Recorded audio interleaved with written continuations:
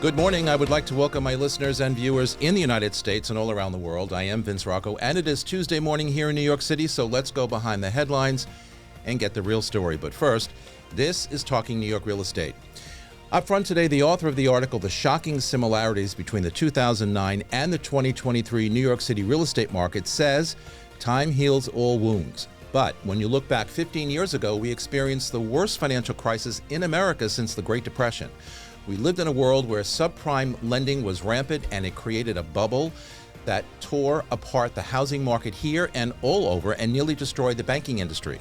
We witnessed the largest bank collapse in U.S. history, Lehman Brothers. Millions upon millions of homes were underwater or foreclosed on. The world appeared to be ending. Then the government stepped in and issued trillions of TARP money and rescued the financial system.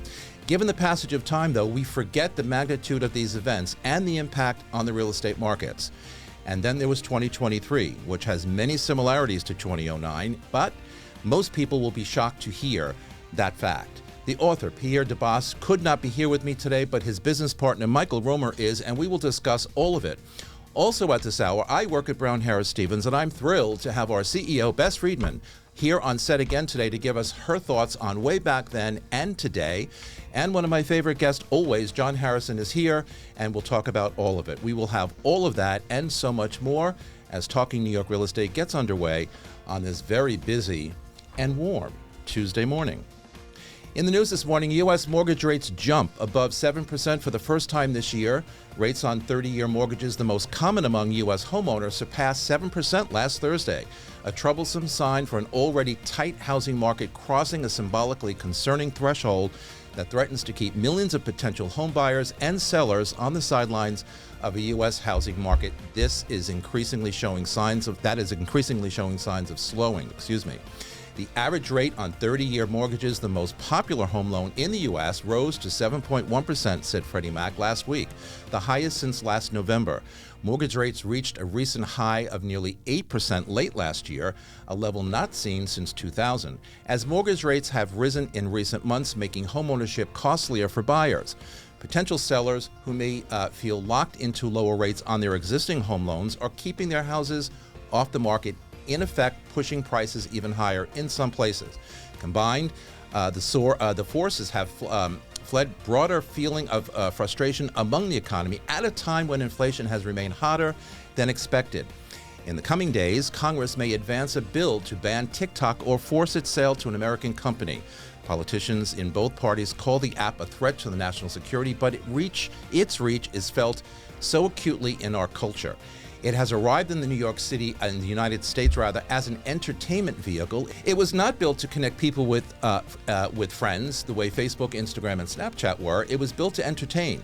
As the app fights the most serious threat yet to its autonomy, many folks have explored the ways that its innovation has reshaped American lives. For example, the film industry at first ignored and feared TikTok, but it eventually embraced the platform as a marketing tool for a new generation of moviegoers.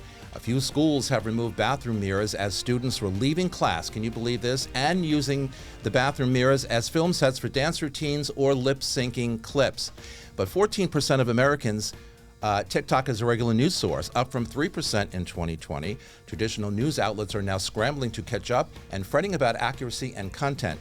Organizations like the New York Times are also making short-term videos, which reporters talk to their camera about their stories, but the TikTok way. And let's not forget how recipes got a makeover on TikTok as creators departed from static images and step-by-step instructions to much looser concepts. And finally, sales launched this week at 520 Fifth Avenue, the tallest residential building on Fifth Avenue, developed by Rabina and designed by Kahn, Pedersen, and Fox. The 88-story skyscraper soars 1,000 feet above Midtown and features boutique office floors on the lower levels, a luxury members-only hospitality club, and 100 condos starting on the 42nd floor. Residents range from 1 to 4 bedrooms, with prices starting at $1.7 million. And with me today are Michael Romer from Romer Debbas, attorney at law, John Harrison from Core Real Estate, and Bess Freedman, CEO of Brown Harris Stevens. This beautiful set here at Studio 1873 is brought to you by the Everset. The Everset provides full-service staging and furniture rental solutions in the New York area. For more information, please visit us at staging.theeverset.com or email us at staging@theeverset.com to request a free proposal. Okay, everybody, we are back. So we're going to talk this morning about the similarities in what happened in 2008 and 2009 and the financial crisis that took place and how it affected the housing market. And then we're going to fast forward to 2023, which was just yesterday, into this year, 2024, and how there is a lot of similarities and how there is a lot of things that are still not correct in our market today, even though there seem to be some upticks in activity in different pockets of different markets, et cetera. But we're going to get into all of that. But Michael, I want to start with you first. So when we look back to, the early days, as I like to say, in 2009, what were some of the key economic indicators back in 2009, but also that kind of reflected in 2023 that contributed to a similar, housing crunch or housing crisis? 2009, and then compare it to 2023. Sure. It all boils down to lending and interest rates. So when you go back to 2008, 2009, we're talking about the subprime crisis. Yeah. And New York City, to a large extent, was insulated from that because a lot of our buildings happen to be co-ops. And they have policies in place to prevent certain amounts of financing. But the real issue was it was an economic crisis. And so banks at that point were not only ceasing lending, they were ceasing to exist. And I'll never forget the day Lehman Brothers crashed. I'll also never forget. Nor can I. I'll never forget Washington Mutual, because I thought I was a smart guy, and I walked across the street to Washington Mutual to take my money out of Washington Mutual Bank. I moved it to Chase. 2 days later, Chase actually took over Washington Mutual. I never had to do it, but that's a true story. I had a mortgage then with Washington Mutual, and all of a sudden it was like, okay, what now? But I have the same. I had an account with Washington Mutual. Yeah. The same thing. It became one of my many Chase accounts. And they were a huge residential lender back in 2008, 2009. And back then, I mean, I've been doing this over 20 years, as you all have too. But back then, we had banks failing and banks refusing to honor commitment letters, and it was a scary time. And it's hard to believe, fast forward now to 2022, 23, that we see these similarities. And I know we're going to get into it, but I think it's going to surprise some people. And it all boils down to interest rates. It does. Bess, for example, I was selling a new development for our own Steve Kligerman at the time in Brooklyn, and I remember hearing that Lehman crashed, and I called him and said, oops. We may have a problem, because I don't remember who our bankers were that were financing the project, but we ended up going belly up. But we did see some banks collapse in 2023 also, okay? Maybe not as significant as Lehman Brothers. What are your thoughts on that? Why do you think that happened? And we haven't seen any more, fortunately, but do you think that may happen again in the future? Well, I mean, Silicon Valley Bank, Signature Bank, Correct. And I think it was First Republic. First Republic. Those were the three. And I think that was about, being over-leveraged and not being prepared. I think they put too much weight on margin, and they thought, okay, we're okay, and they expected this to, never run out. And I think that was just mismanagement. And then social media obviously magnified and amplified all of that. So news spread really fast. Everybody panicked. But thank goodness, the government stepped in, and there was no really fallout from that. And so could that happen again? Yes, but I think we're sort of insulated now and we're protected. It was a different sort of crisis. I mean, what Michael was talking about was there were no guardrails, right? Yeah. And then we had Dodd-Frank passed in 2010, which protected the consumer, which we now have, and there's more responsibility in lending, which we didn't have back then. It was like, oh, you want to borrow, $300,000? Okay, we'll give you $500,000. You have no income? Great. You have shitty credit? Great. You have a dream. Yeah, you have a dream. We'll give you the money. Yeah. That was People amazing. made money on that, and that was really irresponsible. And so we don't have that anymore. So we're in a different place altogether.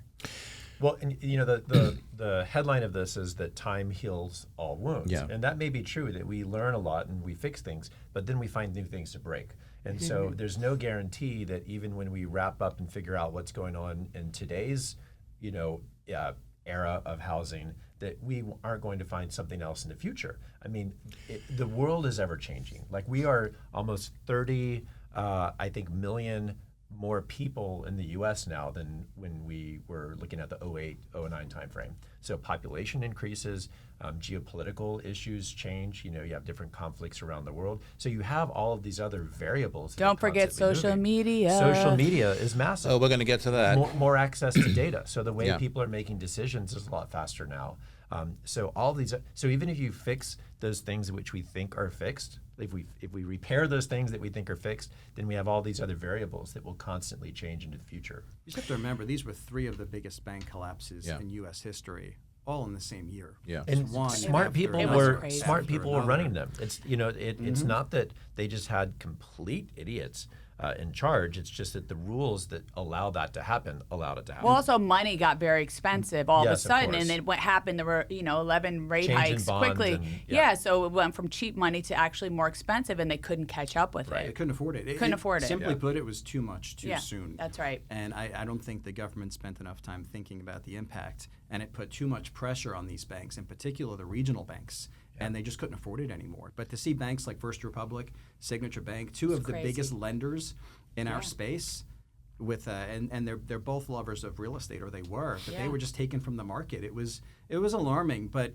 if you think back, comparing those 2 timeframes, you had roughly here in New York City about 20,000 transactions, co-ops, condos in 2008, and then about in 2022 is about 20,000, give or take.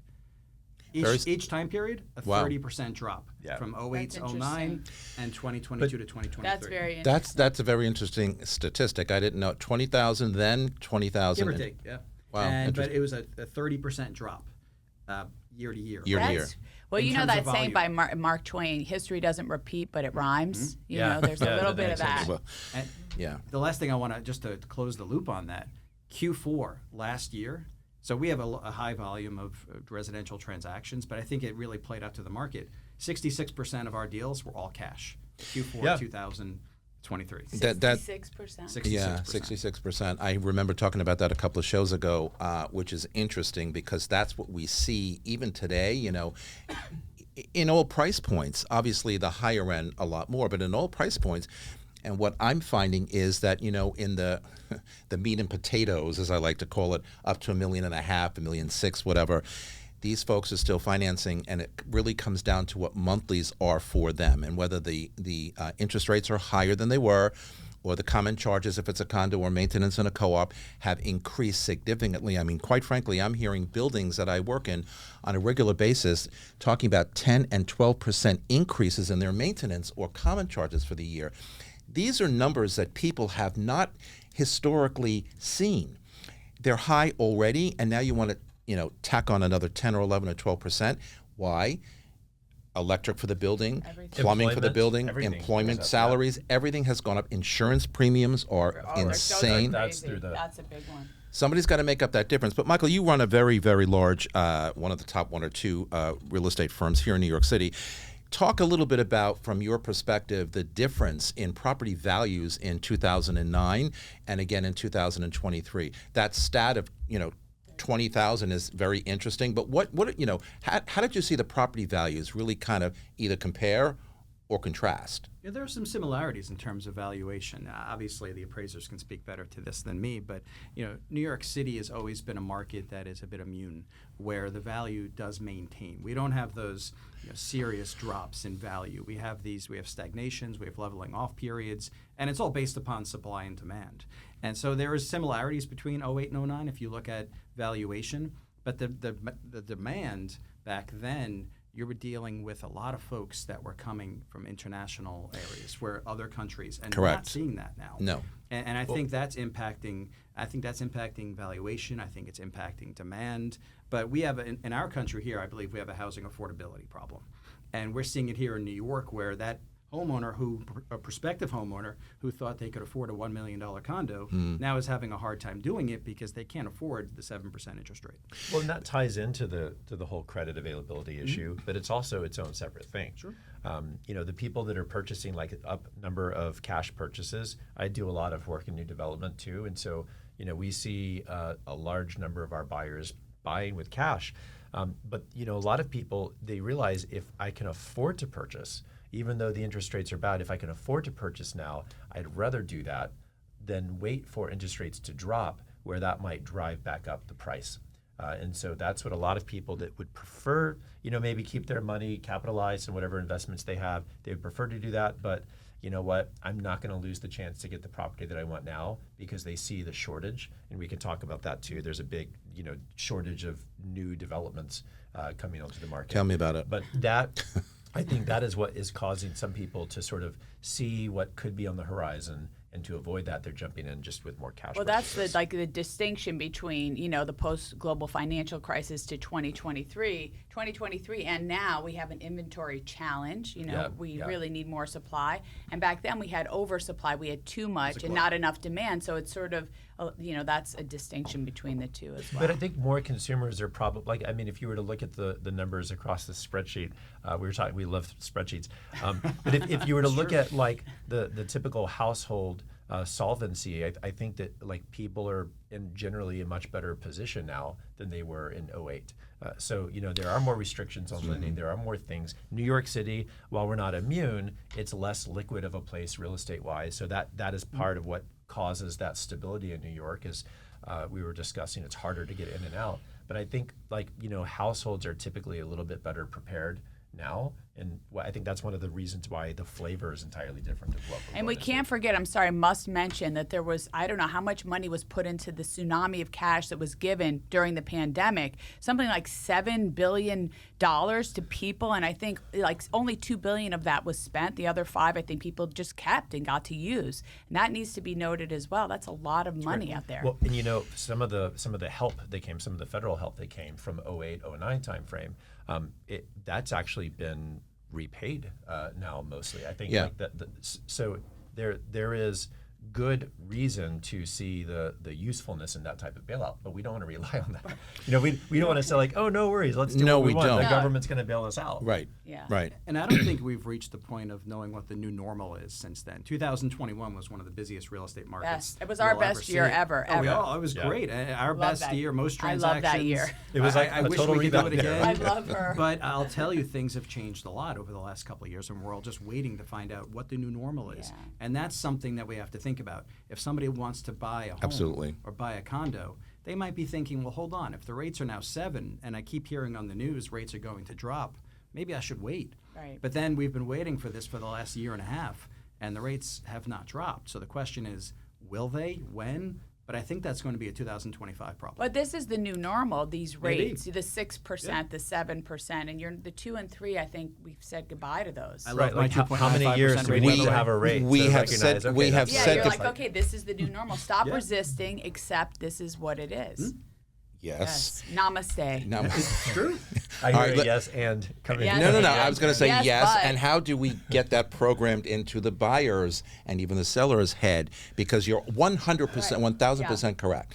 But look, I said it on this show 100 million times. My first mortgage was 12%. Yeah. And then it was 11%, and then it was down to another purchase I made was 7%, and I thought, oh my God, I robbed the bank at 7%, and I was cheering, and my payments are going to be so much lower. They are. It's all perspective, right? It is. It's all perspective. If you own a home now and your mortgage is 3% or 2.5 or 2.25, well, that's insane. Then you're not going to be incentivized to sell. No. So you're going to wait until your home will sell for more before you ever even consider it. But there's something else that I haven't seen too much of this. I know there are a lot of different loan products that have come onto the market over the last decade, more IOs, a lot of adjustable rate. Some countries are actually changing the general payoff term to instead of 30-year, which is the most popular type of loan, to 50-year. It's a 50. That's a little scary to me. But no, I'm not suggesting it. No, that level of commitment, I'm not good at that. I'm going to be old at 50 years old, so people are saying. But who's going to pay off a 30-year? I'm not necessarily suggesting that. Nobody. All I'm saying is in New York City, there's so many different things that go into this machinery. Yeah. It's you remember those old Rube Goldberg machines? You flick a domino and it knocks over a marble and it hits something. Thing leaks. Yeah. It's impossible to figure out what the one lever is to pull to fix all of this. So we just have to recognize that this is a concert of tools, of people, of policies, of regions, of changes in consumer demand, and we just have to figure out how can we help our clients make the most sense of what will make them thrive. Because we get too caught in trying to predict. We want to try to predict because we want to look at this strategically, but ultimately we have to figure out despite all of the chaos, what's going to make you happy? What's going to give you the peace that you need over the next 10 years or so, and then focus on that. Well, I'm sorry, Vincent. Go ahead. But again, back to what we do as real estate professionals, the market is there to serve our clients' interests, not to instruct them. And it's a big distinction. If you don't look at the market and say, what should I do? Your circumstances dictate what you do. Am I getting married? Am I getting divorced? Did somebody pass away? Do I have a new baby? Yeah. My life dictates what I'm going to do. I don't look at the market and make those decisions. You may consider them, but you have to decide for yourself. And I think people tend to do that. So well said, and that's in our next block. I'm getting the signal. We have to take a break. We're coming right back after these messages. We call that the hook. We're getting the hook. No one's going anywhere. We're coming right back. This is Talking New York Real Estate on the More Network. We will be More right vodka, back. please. Yeah.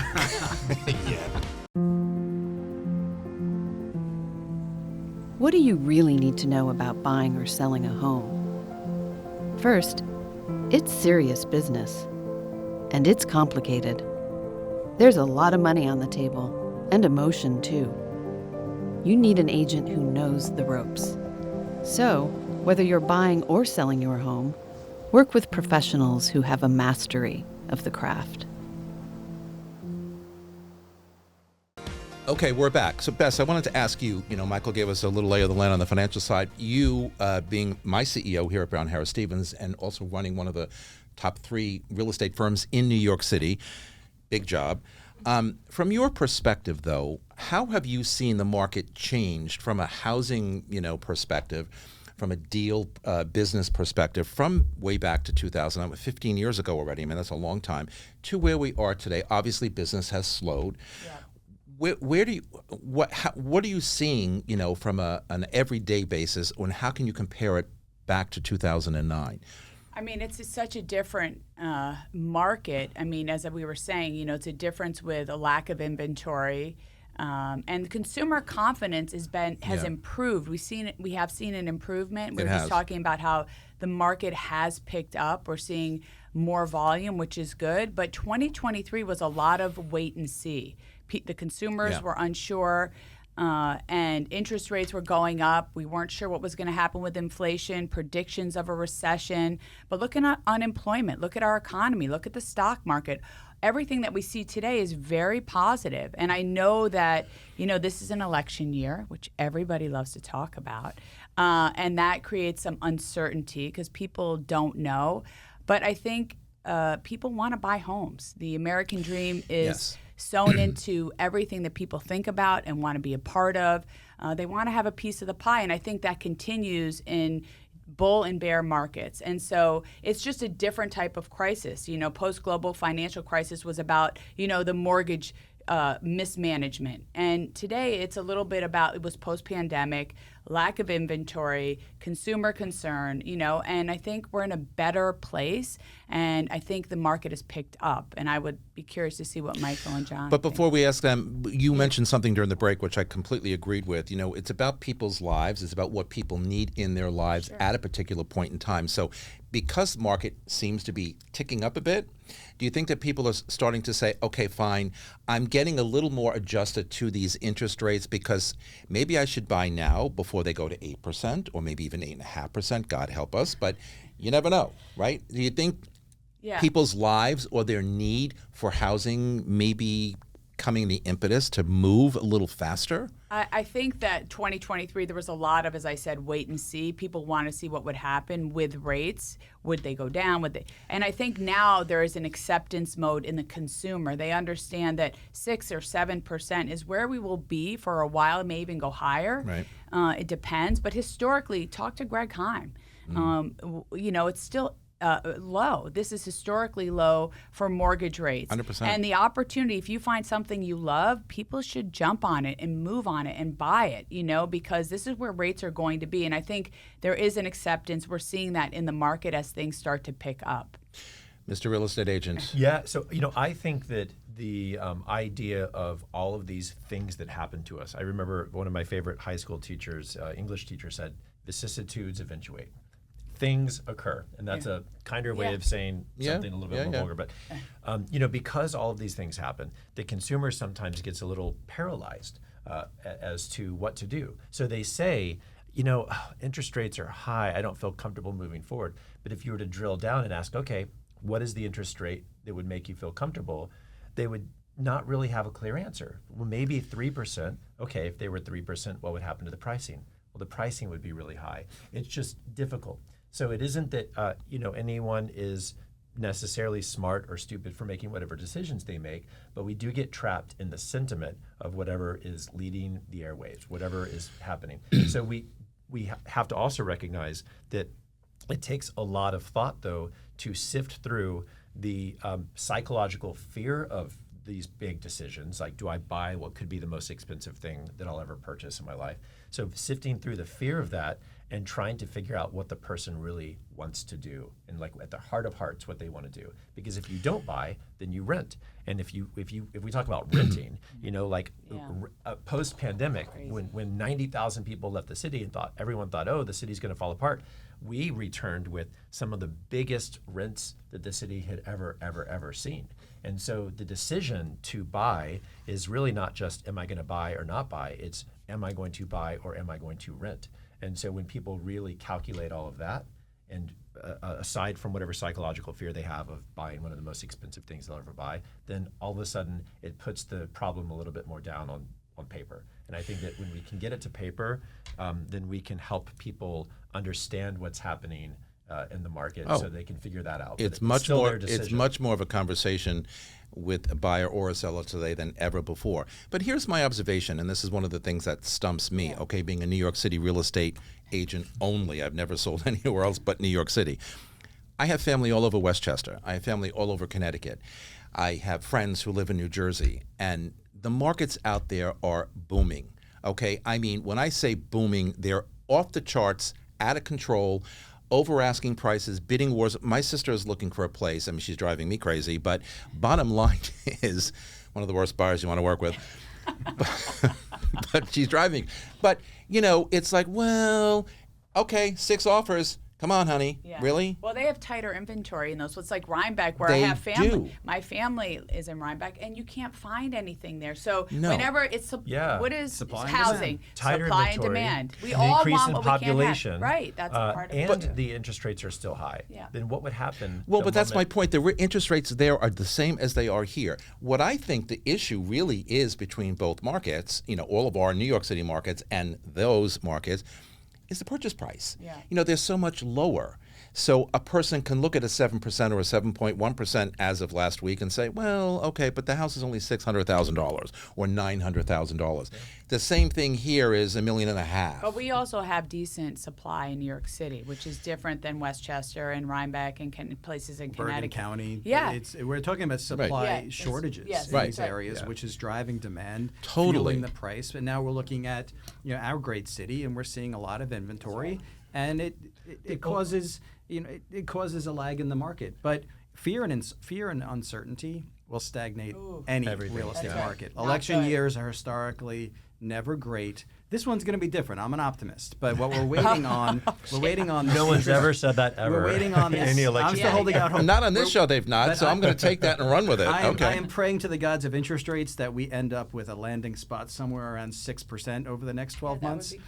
Because that would I think be- that would be Yeah, a that'd be logical good. place to land. And that's We okay. went It's from acceptable. 2.5, 2.95 to 7% in a year and a half. Yeah. No market can withstand that. Well, And- 2.5 is so unrealistic. I love mean, my 2.95%. No, I know I'm you going to do. die A in lot that of house. got one of those. Yeah, people you're do. never Amazing. selling. Well, and That's that's a problem. the seller problem here in New York City. I got 3.5%. side Where of am I going? I'm like, Yeah. well, I can't afford to go anywhere. Yeah. all right, Michael. So, how did the government policies and interventions in both periods affect the real estate markets here? So, government things change, world events happen. How has that affected both markets? What did it do in 2009, and what did it do in 2023? Oh my goodness! If we just think over the last, we can spend a whole show on that, but with the pandemic and the amount of money that the government was just Right. infusing into the economy in general, I mean that pandemic, we're still recovering from it. Of course. And we're still trying to figure out what the new normal is. But back in 2008, 2009, we had a huge collapse. I mean, the subprime lending crisis, people forget how scary that was. That was I mean, very, very Lehman scary. Brothers wiping out people's retirement It was accounts. incredible. This was serious fear, and the government needed to intervene. In the recent situation with these banks failing, I'm still trying to figure out how the government was able to intervene and insure all of these deposits when the government itself is in so much debt. So we have to look at this and wonder, where is this going, and is this sustainable, and can the government even afford another bank to collapse? But I think we've already seen the worst of it. I'm praying, but I represent about 30 banks, and I will tell you, the commercial real estate players on the lending side, they're not lending. Yeah. And the market is waiting for them to lend. Try getting a construction loan in this market. No, Try you getting a commercial real estate loan. No. We need the rates Well, that's to the problem come with new down developments to lately. incentivize the banks to lend, which will then give us the boost that the market will need to drive us into 2025. But I think that's kind of a strategic pullback as well. So getting a construction loan right now, like we're over 95% sold at Rose Hill.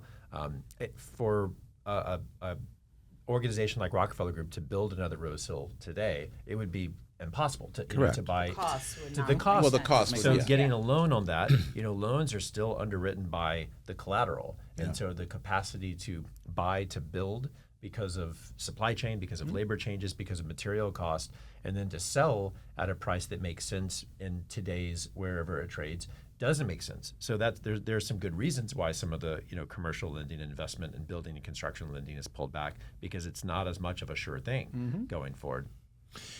Bess, in your opinion, You do guys you? are depressing me a little bit. Just want you to know that. No, Well, but I'll well, tell you, I'm well, just kidding. I'm kidding. we talked about it a little bit before. It's good We're to know seeing an these uptick things, yeah. in activity. Yeah. No, I know, of but course. we want to see more of it. And we were Right. talking before about this, this definition of normal, definition of busy, how Right. things have changed. And even I know in my office that people will say they're busy, but they don't realize that they were busier a few years ago. But it just Yeah. feels Busy doing what? It feels Yeah. busier It's like a now different busy. because it's a different busy. I want because to what's ask, happening- what is your definition what of is that? busy? What- Yeah, tell what us. is your definition of busy? Oh my good, busy is when all of us are making money. Yeah. That's what busy is, because you could be busy and not profitable at Right. the same time. Right. But what's happening is every deal has more hair on it now than it's had in years, and that's because of lending restrictions, lender hesitation, buyer hesitation. I know agents, you have to deal with this. We as lawyers have to deal with this. We're part-time agents and lawyers and part-time therapists, just Yeah. trying to get It's over this true. psychological hurdle. Because if you think about it historically, and Vince talked about it before, 7% is not a It is bad not. interest rate. Nope. Yep. It's a historically very good interest rate. I will tell you, the people that are taking advantage of this market are the liquid buyers that are Yeah. coming in, buying in droves. And I'm not talking just small, $1 million to $2 million deals. It's hard to imagine that's small, but I'm talking Right. the 50 million and up. They're coming in and spending money in droves, because what happens when the rates go down? Right, of course. Right? The prices are going to go up. Yeah. So Yeah. that's a It's an smart buyer arbitrage making play. that money. And on top of that, New York City still remains the best place to invest in real estate than anywhere else. Okay, agree so with we cannot forget that. Yeah. Yep. Let me ask you, Bess. Where were there any notable shifts in buyer demographics between the two markets, 2009 and Well, we 2023? I think we have very little international today. That's gone. I we don't see any of that seeing any. today, and very little, if any. And so I don't know when that comes back, or if it does come back. I mean, I would love to see more people come. But really, when you look, it's mostly domestic people moving within the United States, the vast majority of the deals that are getting done. Yeah. So I think we've seen that change. Maybe that will shift. I don't know. What are your thoughts on that, Mike? I feel like the United States needs a publicist. Because if you think about it, if you're watching international I'm a news publicist. and you see all the negativity, It's not good. right? And not to get political in any No, direction. it's not but- about that. but- It's not about that, but you're absolutely correct. Negativity Horrible. will actually drive people away. Yeah. Or if you're focusing on the negative stories. In New York, look, we have negative stories just like any other city in the world, and we have challenges. We have highly publicized stories about squatters and protests on crime. college Yeah. campuses and crime, and not even to get into any of that. But all of that has an impact on a foreign investor's willingness to invest, because they want to feel good about their investment. And right now, people are a little uneasy Well, because if they don't listen, number one priority, which is what Mayor Adams, put on his agenda and why he won, is because he made safety numero uno, and that's why he won. But can he keep it? You know what I mean? And That's are the we any question. safer Can he for keep it? People are wondering. I keep saying this because it's a frustration. I'm a New Yorker. I love it here. But it's frustrating to go into a drugstore and have to call security to get my toothpaste because they have to unlock it. I've used that She exact, listens- I've she's used that listening. exact so same phrase. I love because it. you know it takes time. Somebody's got to come over. They got to unlock it. I got to Horrible. say, oh, I want this Yeah. one, and they're so I'd rather just order it on Amazon. Why should I Right. bother if I have to take? So those are the sorts of things that we don't have anymore. And Alvin Bragg, which I have to believe has good intentions. I've interviewed him. I've talked to him. Very smart guy, but it's a little bit of mishandling. Like there has to be an accountability, and that's what we're lacking here in New York City. And we're all feeling, especially the people that pay their taxes, like me, and live here. There's a growing frustration. And, Yeah. my father was actually NYPD for 20 years. He was a detective, Yeah. 70s and 80s. Love and that. obviously Oh, during wow. that He was time, busy. there was a lot of challenges. Yeah, I was Yeah, going to that say he was a was very he, tough he time. was very Like, busy. kind of you he think was this very is busy. bad? Yeah, of You know, course. things were different then. But when you're looking at issues like safety, security, we had a situation in our office where somebody in our office was actually punched on the street. Yeah. We hear that all the time. And A lot- what's a lot happening more is lately. These crimes, what we just need is some policies that put some teeth into the laws. That's where if right. somebody commits a crime, whether it's looting from a store or assaulting somebody on the street, There well, they has to- should be arrested. Of course. They shouldn't be just released the same day and unable to do it again. Catch and release is great Well- for fishing along the river, but it's not. Well- it's a tough thing. But it's implement here. impacting the Yeah. market to an extent too, course. especially because Yeah. these are the Of stories course. that get publicized. It's- We New right. Yorkers are, But used to it in a way. we're here and- though. We're used but- to it. But we also recognize something else. Like when I've spoken to people that say like, "Oh, you're in New York. What a dangerous place to live." Yeah. I'll ask like, "How many are automobile publicists. accidents do you see in your city on a daily basis?" He's like, "Oh, hundreds or 1000s I'm like, "We don't see a lot of auto Yeah. accidents. We There's don't a see a lot different of sort It's a of a whole type of danger. danger. There's a Yeah. and the other thing is like during the pandemic we all watched as there was this sort of ridiculous, the dumbest thing ever said by the Democrats, defund the police. The dumbest I've ever heard. Oh, ridiculous. Because we need the police. They help us course. do everything. You feel safer. You need them. We need them in communities, especially the communities that are challenged with crime. So I think we have to work together, and I hope that the mayor's coming up with some more policies that will help to keep our city safe. Well, to your point before about having to call somebody to come over and unlock a case to get toothpaste or whatever. It really bothers the hell out of me. unbelievable. Anyway, I'm Well- infuriated because I love drugstores and I love shopping Well, and I do buying too. stuff. And when I can't, I have to press a button. Security, it's. Well, I Who's was in taking my toothpaste? local. Isn't that the amazing thing? Of all things to Well, lock up. 100%. But they lock up everything. You try getting a deodorant. everything. But I was in my local CVS, I don't know, 2 months ago, pushing the button and waiting for somebody to come over to open deodorant, actually. And as I'm standing there waiting for the store person to come over, some lunatic from outside comes running in, ransacks the store. And they don't do anything. They all just stood there like, I said, did Because they're not anybody... supposed to They're do not allowed anything. to. They're not allowed. Did anybody call the police? They said, no, they're not going to do What's anything. the point? Yeah, they won't. Guess how they resolved the problem? The store closed last month. I mean, that's Way too much crime. I live on the Upper West Side. That's okay, a lot of safe power neighborhood. to give a person to. They closed the it's CVS. unfortunate. Vince, you Unfortunate. asked something about Horrible. sort of generational and like where we are. Michael and I we were talking before the show about this idea of generations at what age people typically buy. Mm-hmm. And and to correlate that to birth rate is really interesting. So number of Gen Xers, number of Gen Zers. If you look at the number of people in a given population that would normally be expected to purchase, if there's a smaller population that hits that purchasing age, then that could affect the number of new homes that people buy. Yeah. When kids move out, those are things that really have nothing to do directly with the economy necessarily, but it's just the pool of buyers. So there can be bands of demand that shift as well that have a big. I want to go back to a point that Bess made a minute ago, about the foreign buyers, and they are absent, and they have been for a long We time. see some, but it's You different. are in new Not as development, many. not as many, but you're in new development, as I always used to play in, and I used to, I'm going to say 50% of my buyers are always international buyers from all over the place, not just from one area. Everywhere. What are you seeing on the development side today? Because that was their focus primarily. That's right. Bess's point was correct, Michael. With the crime, maybe they're getting a little deterred about not wanting to come here right now. Is that what you're seeing, or is that kind of changing a little bit? I see. And I I'm don't in- see them at all. I'm in new development, and I'm also looking sort of across various new developments, not just not just the two that I'm selling right now, but others. And I definitely see international money that comes in. And in ways that make sense, like certain, if you have buildings that are close to a campus, for example, it might make sense for parents to buy for their student children, because it's which I have cheaper sold than to for that reason. Putting the money into dorms, and then they have an asset to hang on to. But you also have some of the international money. There's still a lot of international money that wants to make its way into the U.S. It's just really tough. Hard to do It's hard to do that. China, for right. example. There's nothing coming It's out of blocked. that. Not as I've much been- money, obviously, I coming keep from Russia. hearing that money from Japan is expected in the next couple of years, that they keep talking about investing money into our commercial real estate market and residential real estate market, but time will tell. We used to have 25% of our condo purchases in our office used to be from foreign individuals.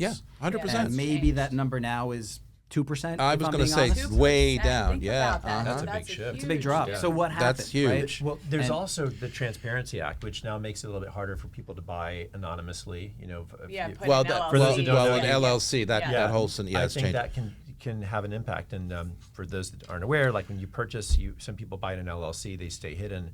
But there is an act that has changed it to where you have to show who the beneficiary owner is behind the act. So, like, some of the transparency issues could have an impact on international purchase. I totally agree. All right, we got to take a break. We're coming back. Bess, Michael, John, no one's going anywhere. This is Talking New York Real Estate on the More Network. We'll be right back. Okay, everybody, we are back. So let's talk a little bit about the interest rates, which, is the elephant in the room, as we've talked about, throughout most of the conversation here. Traditionally, 5, 6, 7%, 7.2%, whatever, historically have been normal, and I'm going to use the word normal rates, okay? So, after the crisis of 2008, 2009, and after COVID, that pandemic, almost 4 years ago already, I can't even believe how long that's been, the government, knocked rates way down in the 2, 2.5, 2.8 range, in some cases 3 and 4. People blissfully happy, as I say all the time. When it comes to buyers, it's really more about the monthlies than it is about the purchase price. So if they have good monthlies, they can afford their monthlies, especially first-time buyers, those lower rates make sense. Last Thursday, I'm sitting at my desk and I'm reading how, the mortgage rates went up to 7.1% according to Freddie Mac. So what does that initially do to buyers when they see that number going up again, not back? And the reason I ask the question is because, I tend to like to believe when people tell me things, okay? And when Jerome Powell says at the end of last year, I'm lowering rates 3 times this year. Now, if we talk to our Greg Heim, he said they don't always affect mortgage rates, which I agree. It's sort of tied to the Treasury. But the psychology behind that to buyers is, okay, so what happened in January and February? We saw a great uptick in sales and in closings. February and March, it started to wane again a little bit because guess what? The buyers out there aren't stupid. Their rates ain't going down. Right. What's the deal? Okay, well, what's the deal? Obviously hasn't been where Jerome Powell wanted it to be. Correct. It needed to come 2%. down. Right, but that's a hard number. That's the target, but I do think he should be applauded for getting inflation down and in the right direction because we didn't know what would happen. And people were saying we were going to enter a recession. We didn't. So I think a lot of things ended up in a very positive way, but it hasn't worked out exactly as people wanted. We thought that he was going to be able to cut the Fed fund rate, but he probably won't be able to do that. I don't think he's going to raise it, but I think he has to wait and see. So it's not sort of exact. You have to watch and see. Remember, the market is a living thing comprised of psychology, how people think and feel, and that's how markets react. And that's kind of what we're seeing. People think that the market is a statue. No, it is based on people, and it lives, and it's reacting to things. And so there's a lot going on in the world. There's a lot of things That's that one people... of my favorite statements ever that you just said. The market is comprised of psychology. Yeah. But it totally is. Like even bank failures, like with Silicon, the idea that everybody thought their money was going to disappear, so what does everybody do? Mm-hmm. They take a run on the bank. They go pull their money out. Panic. If nobody panics, People were scared. But at the same time, if something bad happens and you don't act at all, and you lose everything, then people will say, why didn't you run and prepare? So it's tough. We're stuck in these psychologically difficult places as consumers. Yeah. And also when you see one person or a group, or you see groupthink is taking over the world, okay? sure. So like especially on Twitter or whatever, gosh. people see this or they see a slogan or they see something and they're like, oh, I'm chasing that. And they just go with it without even actually, there's zero intellectual rigor, not even understanding the facts or knowing anything, and people just go zip and they follow it. Especially, no offense to Gen Z, because I have 2 Gen Z kids, especially that generation. It's like if they see a TikTok thing and they're like, okay, that's right, and I'm following it, I'm reposting it, and then I'm going to this and I'm doing that, and it's like, guys, make sure you understand what you're saying and what, there was some praise of Osama bin Laden recently on TikTok. Like, people were praising that. I remember 9/11. I was here in New York City when that happened. If anybody is praising that, they are just stupid. We have to be Sorry. careful. So that's a big cauldron of all of these elements that make up our psychology, right? Yeah. And social media, as you mentioned earlier, was one of the biggest changes. We have crypto, like this idea of people wanting to pull their money out of one thing to put it in something else. That's had massive change. Like, there's a lot of talk recently about Bitcoin and what's happening. But with look the at price of Bitcoin. It's Well- done. I think crypto has proven itself, though, Yeah. don't you? I think Bitcoin. Crypto has finally It has. proven It has itself. proven itself. But we need the consumer to be more confident about the value of the dollar in their pocket. Yeah. Yeah. And that's something that we've been Yes. struggling with for the last year and a half. All this talk about interest rates, you're right. At some point, the consumer is going to say, come on, this is ridiculous. You've been telling me that rates are going to come down for a year and a half, and they haven't. That's going to have an impact. But there's also some policy behind the scenes there, right? There's different economic policy. Well, I'm sure why there is. nobody I wish I talking knew what about it government was. Spending? Government know what it spending is. Alert. government spending has a direct impact on inflation. Yeah. History will prove that. Printing of money. Jerome Powell, I watched an interview with him, and he actually said, we print currency digitally. We just print it.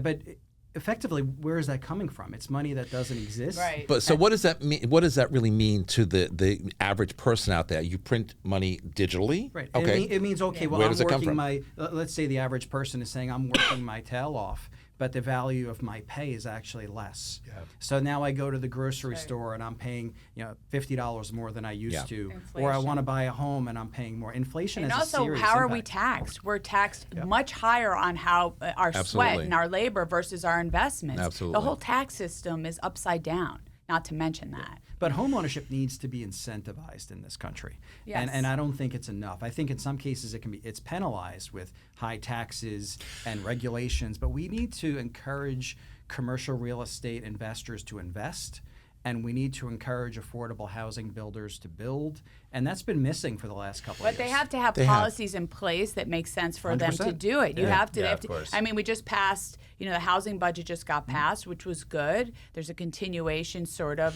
for the 421. I agree with what Bess just Yeah. said. There has to be policies that come down. Yeah, that to makes sense. That makes sense Reasonable for people. policies, yeah. Reasonable. People aren't going to yeah. do this for charitable reasons. No. They have to be able to make a buck from Well, that's it. what I talk about, the 100%. incentives. The builder has to be incentivized to build. or it Yeah. If it's pencils not down. worth their while, why would they do it? Correct. Right? If they're not going to make money on it. The they're not going housing to build market's it. been so bruised, around the country, not just here in New York No, it's City. a national problem. It's a national problem, and I think there needs to be somebody's got to make sense of to why or how we can put policy in place that touches everybody's life individually, that we can feel better. I don't see my problem right now is I don't believe people feel good about purchasing real estate.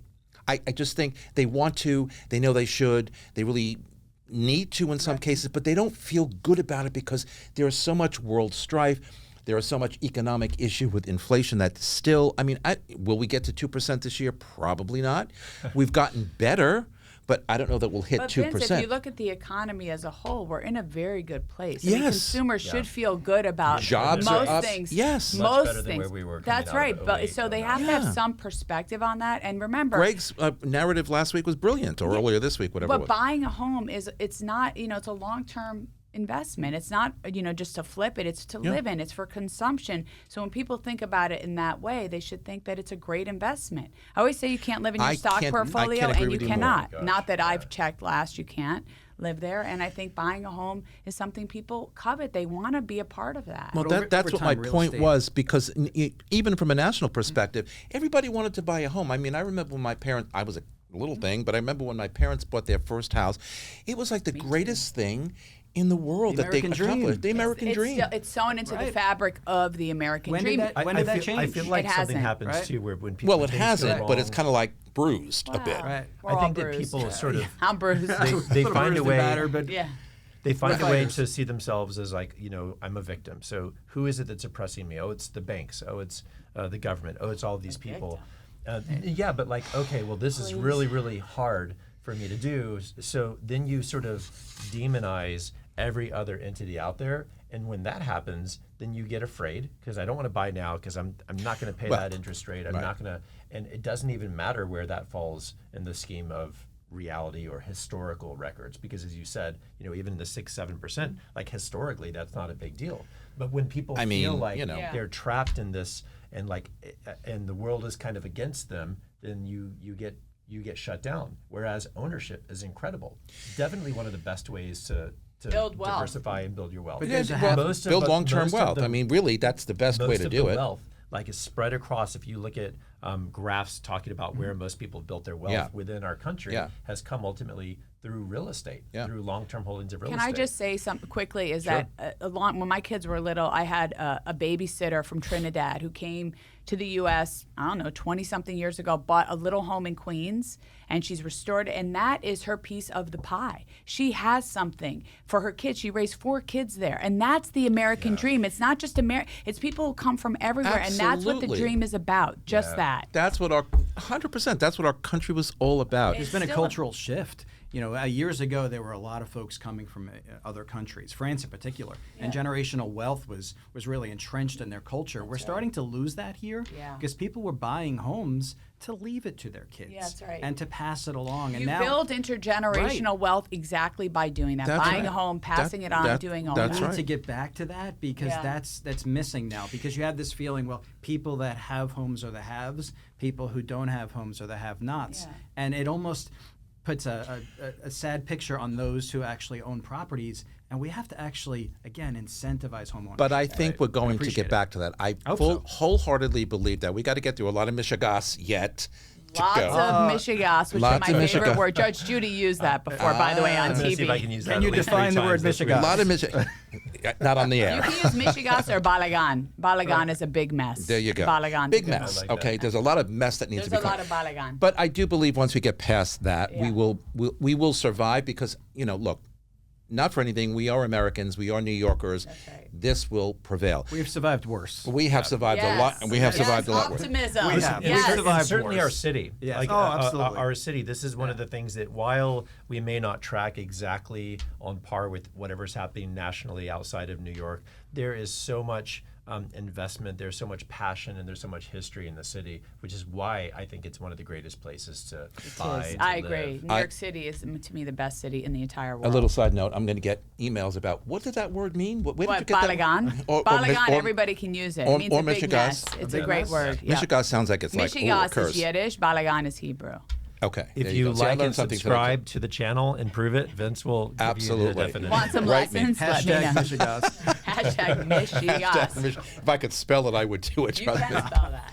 Okay. Michigas. All right, we got a few minutes left. I want to talk a little bit that we beat the hell out of the housing market, which I think we're all feeling good now, right? we're Got it out. we did our yoga at the table this morning. That's great. Let's talk a little bit about the rental market. How and why did the rental market boom in 22 into 23? I mean, I remember I don't do a lot of rentals, but I represent a condo that sometimes they don't want to sell, so they rent. I mean, anytime I put a rental listing up in 2022, I was bashed. 17, 18 offers, writing offers around 21? The coffee. Coming from 21. But yet it's easier to walk to your favorite restaurant.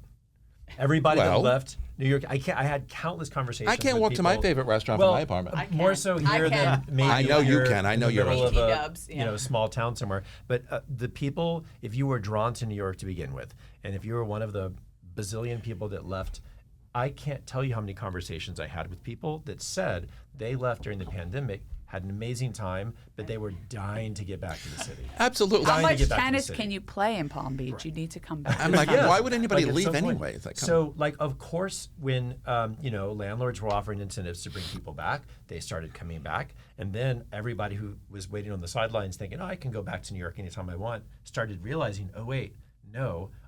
the inventory is disappearing. I better jump back in. So Yes. all of those incentives disappeared, and then we started to get into record numbers in rentals. And it's still that. I mean, the record Booming. It's still because the people that aren't buying are saying, I'm going to wait and see, and so I'm going to Yep. rent. They have to Yep. rent in the meantime. And so we still have a very, very strong rental market. But see, Basically leasing the car, not buying it. That's what's happening. That's right? Well, Right. that's been a big industry over what's buying cars lately. I agree with you. But here's the thing: I tell people all the time, you want to compare the sales market today to the rental market. Let's look at the rental market. So prices zoomed and boomed. Yeah. They in some cases, I was doubling the last rent for an owner, and getting it Crazy. without a problem. So I tell buyers today, you want to see the same thing happen on the buy side when we get out of this little mess that we're in, and all of a sudden the price is going to go up, up, up. And they look at me like, well, where are you going with that? I'm like, buy now, because Yes. it's going to go up. Yeah. Just like the rental market. I didn't see that coming. I did not see that rental market zooming. Yeah, people left the city. Yeah, people came back. But I did not see how. I always thought the rents were high to begin with, but when I was reading reports earlier this year and end of last year, $5,400 for average one bedroom in New York They're City, full occupancy, these big buildings. You know, some and of- they're full occupancy. Yeah. Some So of the dispersion of wealth, like outside of the city, when we were talking earlier about, let's take income from New York, but I'm going to buy somewhere because $500,000, $600,000, oh, that's cheap relative to the city. Some of that happened, I think, because there was this dispersion of placement for work. Yeah. But a lot of the corporations, a lot of the big employers have started moving back towards a demand of in-person presence. So, 3 days a week, 4 days a week minimum in the office. Yeah. So a lot of people that were working for the Googles and the Facebooks and others that have realized they really needed to come back and spend time in the office. I think some of those are the ones that are coming back to the city. I agree. Bess, from your perspective, from a real estate Yeah. management perspective, how is that shaping out? Are people coming back more now to the office than they? I think everybody got Little into by a little. very lazy pattern of, well, I could work from home. Well, I there's a hate new working hybrid. from home. There's a new sort of, you can come in a few days a week and work There one is. day at home or something like that. And a lot of companies have adopted that. I mean, I'm very pro come into the I office. can't work from home. Because I think don't it all- like it. But It's in real not- estate, the office is also like in the city, Yeah. out and about. You're It's on the showing. sidewalk. It's on the It's sidewalk. but of I mean, any like neighborhood. you're showing. business. Right, you're showing. yeah. But also think about it. When you're with other people, if you sit at Oh, home, I think it's 100%. very unhealthy for your mentals. Yeah. I think being in with other people, talking what's going on, Yeah. how you doing, pat on the back, all that is essential for culture and for also your psychology. People need that. So I encourage people to come back to the office. We're seeing more of it, not enough. I'd like to see more. But I think it's unhealthy to sit at home. I think people are more depressed. The suicide rates are I up. totally Kids are agree. at home, like not doing the things they need to do. Yeah. We need to be together and connect. There's a time for everything. And work, get up and go. Who wants to get up, keep their pajamas on, and stay at home and work? To me, there is nothing more depressing. Horrible. Michael, Roma DeBas, law firm. What are you seeing? Oh my goodness. Well, this is a sensitive topic, but it's one that I'm passionate about because the real estate market needs people back in the office. Yes. Amen, If we brother. as real estate Yes. professionals don't set the example by right. encouraging people to come I back agree. to Thank work, you. which Yep. actually increases the value of office buildings and enables landlords to pay their mortgages And on the restaurants buildings, to survive. and restaurants and dry cleaners and Yep. all these stores. These retail vacancy rates of 16% plus in the city. Those get fixed if people come back to the office. Absolutely. Now I'm all for maybe some type of hybrid where you can work in a day or two, just not Monday or Friday, because those are just long weekends in my opinion. Yeah. But when you're looking at this, we need people back because it will help drive this economy. 100%. Amen to that. I totally agree. All right, listen, guys, that was a great conversation. Bess, as always. Michael, thank you for coming in. John, the same thing. We're coming back with my thoughts of the week right after this message. Don't go anywhere. Thanks so much. Okay, everybody, my closing thoughts for this week. The uncanny parallels between the New York City real estate markets of 2009 and 2023 are as startling as they are illuminating. In both periods, New York City found itself navigating turbulent economic waters with the repercussions of a global financial crisis echoing through its iconic skyline. Strikingly reminiscent of the aftermath of the 2008 housing collapse, the real estate landscape of 2023 saw plummeting property values, a surge in foreclosure rates, and a great sense of uncertainty for investors and homeowners alike. From the heart of Manhattan to the boroughs and beyond, neighborhoods experienced parallel trajectory of resilience and vulnerability as buyers' demographics shifted and investor sentiment teetered on a delicate balance as New York City once again grappled with the threat of economic upheaval. The striking similarities between these two moments in time served as a sobering reminder of the cyclical nature of the real estate markets and the enduring resilience of America's most iconic metropolis. But we are not out of the woods yet. And that's our broadcast for today. Thanks to my guests for being here on set with me. You can follow me on Facebook, on Threads, Instagram, LinkedIn, or TikTok at Vince Rocco, or my website, thinkvince.com. And Eleanor Roosevelt says, if life were predictable, it would cease to be life and be without flavor. And the future belongs to those who believe in the beauty of their dreams. And from all of us here at Talking New York Real Estate and the More Network, to all of you all around the world, thanks for spending a part of your day with us. I am humbled, and I will see you next time. Goodbye, everybody.